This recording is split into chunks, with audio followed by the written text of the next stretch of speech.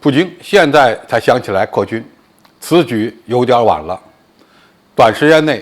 很难通过这样的方式改变俄乌战场的战局。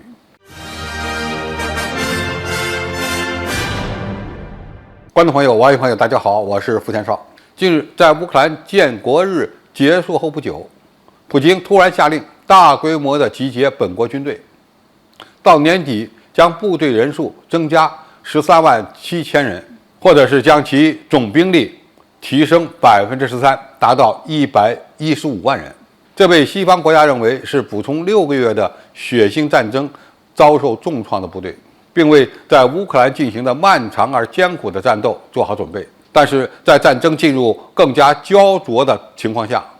扩军行动还是有点晚了，在短时间内对俄乌战局的影响相当有限。普京的法令没有具体说明扩大征兵的具体方式，只招募合同兵还是义务兵。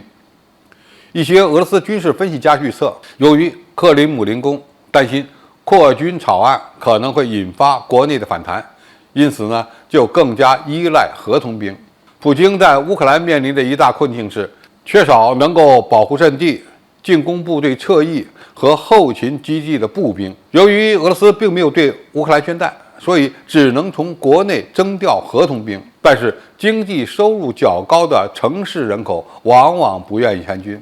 而边远地区的青壮年数量又远远不够，所以俄罗斯已经不得不吸纳一些岁数较大的中老年男性参战，甚至呢把监狱里的罪犯派往乌克兰战场。俄罗斯此次大规模的征兵还有一个原因，那就是重建被削弱的部队的进攻能力。西方国家估计，俄罗斯在乌克兰战场上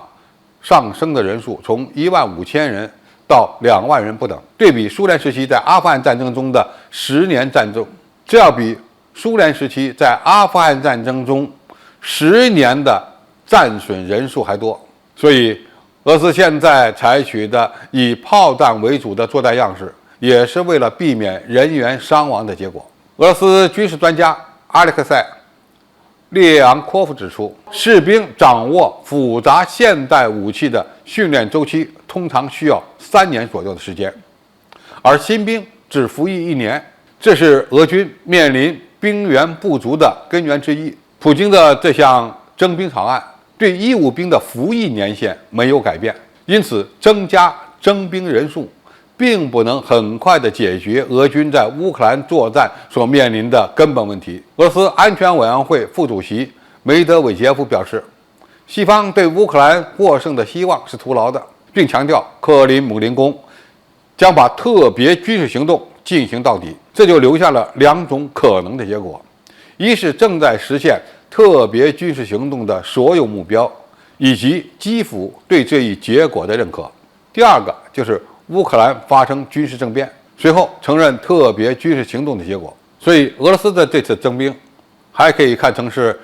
为了在更长的时间、更大的范围内与乌军进行鏖战。要知道，任何新兵都不可能在几个月内形成战斗力，而没有战场经验的俄罗斯合同兵也不大可能在短期内加强攻势。陆续投入战场的新兵实际上只能起到添油战术的效果，要想彻底改变战局，恐怕还很难做到。梅德韦杰夫所说的乌克兰面临的2种结果，从本质上看都是要肢解乌克兰，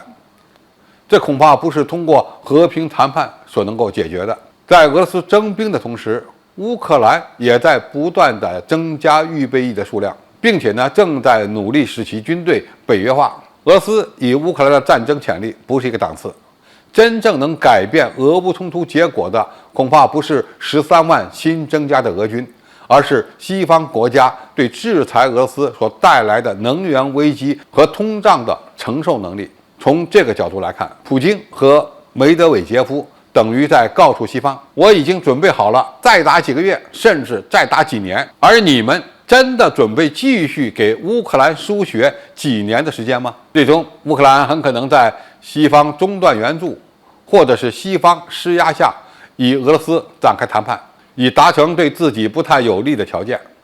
当然也不能排除俄罗斯为了缓解国内的经济压力，与西方达成某种默契。总体而言，决定俄乌冲突结果的，可能不再是军事实力的强弱，而是意志的较量。这要看谁更愿意付出更大的牺牲和代价。比较而言，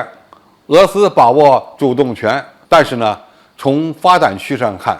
恐怕没有那么牢靠。俄乌冲突最终的走向，恐怕还要受到其他因素的影响。好，今天的评述就到这里，谢谢大家收看，我们下期再见。